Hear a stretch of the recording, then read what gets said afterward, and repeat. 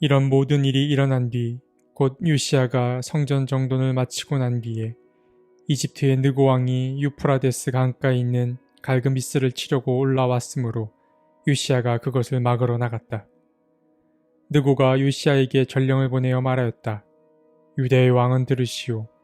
왕은 왜 나의 일에 관여하려고 하오? 나는 오늘 왕을 치려고 온 것이 아니라 나와 싸움이 벌어진 족속을 치려고 나선 것이오. 하나님께서 나에게 속히 가라고 명하셨소. 그러니 하나님이 나와 함께 계시오. 하나님께 멸망을 당하지 아니하려거든 하나님을 거역하는 이 일을 어서 멈추시오. 그러나 요시야는 그에게서 돌이켜 되돌아가지 않고 느고와 싸우려고 변장까지 하였다. 이처럼 요시야는 하나님께서 느고를 시켜서 하시는 말씀을 듣지 아니하고 무기또 평원으로 진군하여 가서 싸웠다. 역대하 35장 20에서 22절 말씀. 역대하의 이야기도 점점 마지막을 향해 가고 있습니다. 오늘 이야기는 34장에 등장한 남유다의 왕 요시야의 이야기가 계속 이어집니다. 그는 선왕 중 한 명이었습니다. 그는 하나님 보시기에 옳은 일을 한 왕으로서 다윗의 뒤를 이어서 좌로나 우로나 치우치지 않고 바른 길을 가던 임금이었습니다. 요시야는 우상의 제단을 허무는 종교개혁을 일으키고 망가진 성전을 보수하는 등 하나님 보시기에 아름다운 일들을 행했습니다. 그리고 오늘 본문에서는 다시 한번 하나님 마음을 흡족하게 하는 일 한 가지를 실천했는데 그 일이 바로 유월절을 지키는 일이었습니다. 여러분께서는 최근 역대하 이야기 속에서 유월절을 회복시킨 다른 왕의 이름 하나가 떠오를 것입니다. 그는 히스기야입니다. 그는 이스라엘이 분열된 이후 그동안 남북이 함께 모여 유월절을 지키지 못한 그 연합 유월절을 회복시킨 것입니다. 그때 이스라엘 백성들은 유월절이라는 절기를 계기로 다시 하나가 되는 나라, 하나가 되는 세상을 꿈꿀 수 있었습니다. 물론 그 꿈은 히스기야의 후손들에 의해서 무너지고 말았지만 말입니다. 하지만 하나님의 회복하시는 역사에는 끝이 없습니다. 히스기야를 지나 악한 왕이었던 므낫세 아몬을 거쳐 다시 선왕이었던 요시야가 왕이 되었을 때에 유월절을 지킬 수 있었습니다. 물론 요시야는 자기 선조인 히스기야 때처럼 남과 북이 하나가 되는 그런 유월절을 지키지 못했지만 남유다를 중심으로 유월절을 회복시킬 그 준비를 했습니다. 요시야는 수고하고 애쓰는 자들을 찾아가 그들을 격려하고 사기를 북돋워 주었습니다. 먼저 제사장들을 찾아가 그들에게 임무를 부여하고 그들의 수고를 잘 헤아려 주었습니다. 그리고 이어서 이번에는 레위 사람들을 찾아가 정확한 역할을 지시해주고 책임감도 부여해 주었습니다.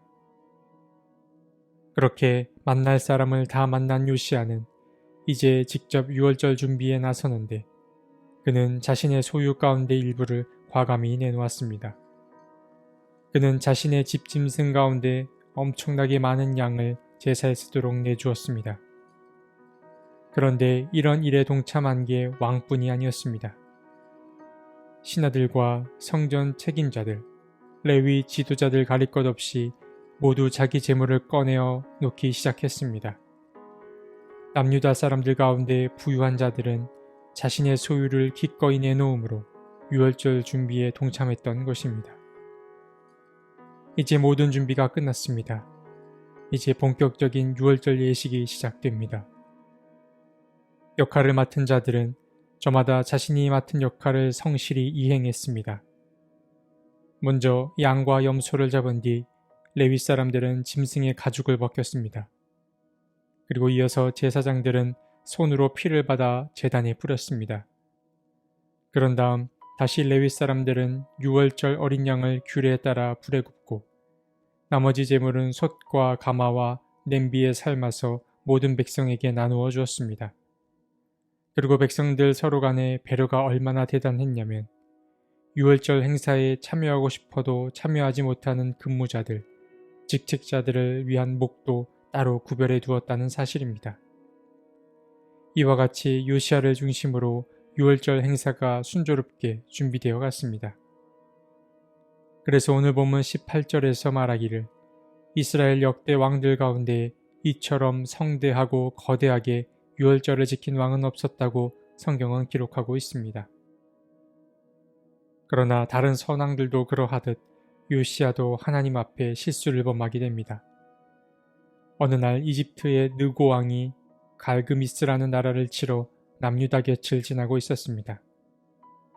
그런데 잠잠하던 요시야는 어떤 이유에서인지 느고 왕을 막아서고 그가 그곳을 지나가지 못하게 막아섭니다. 그러자 느고 왕은 이 전쟁은 당신네와는 무관한 일이니 관여하지 말라고 질책합니다. 그리고 무엇보다 그는 자신들을 인도하는 분이 바로 당신이 믿는 그 하나님이니 하나님의 일을 거역하지 말고 물러나라고 다시 한번 당부했습니다. 하지만 요시야는 요지부동이었습니다. 설마 주님이 이집트와 함께하리라고 믿지 못했기 때문인지 몰라도 그는 느고 왕의 말을 듣지 않고 변장까지 하여 이집트와 맞섭니다. 결국 이 선택이 요시야를 죽음으로까지 내몰게 됩니다. 그는 적군이 쏜 화살에 맞아 죽음을 맞게 된 것입니다. 그렇게 요시야는 제명을 다하지 못하였고 그의 갑작스런 죽음은 남유다 사람들을 슬픔과 비탄에 빠지게 만들었습니다. 예언자 예레미야는 요시야의 죽음을 슬퍼하며 슬픔의 노래 애가를 지어 그를 애도했습니다. 하지만 아쉽게도 당시 예레미야가 불렀던 이 애가는 보존되지 못하고 유실되었습니다. 요시야는 참 좋은 왕이었습니다. 주님과 좋은 관계를 맺은 것이 자연스럽게 백성들과의 관계 속에서 드러났기 때문입니다. 그는 유월절을 준비하며 사람을 돌보는 일을 놓치지 않았습니다. 유월절 제물을 두고 백성들의 물질을 착취하지도 않았고 또 자신이 맡은 임무 때문에 유월절 행사에 참여하지 못하는 자들도 각별히 챙겼습니다. 하지만 어떤 이유에서인지 그는 인생 후반에 현명함을 잃게 되었고 주님의 마음을 헤아리지 못하여 이른 죽음을 맞게 되었습니다.